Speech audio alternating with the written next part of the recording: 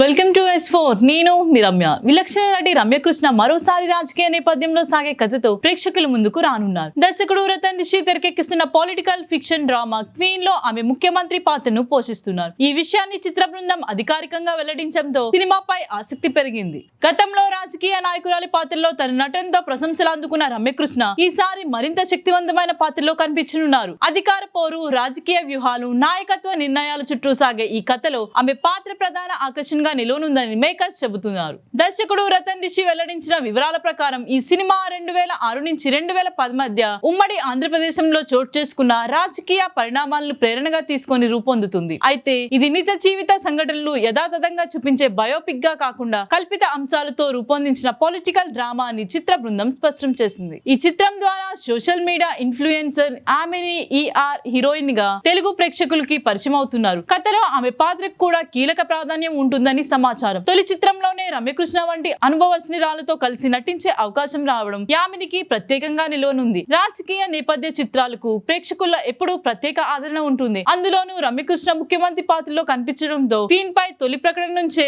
మంచి అంచనాలు ఏర్పడ్డాయి. త్వరలోనే నటీనటులు విడుదల తేదీతో పాటు ఇతర వివరాలను చిత్ర బృందం ప్రకటించనున్నట్లు తెలుస్తోంది.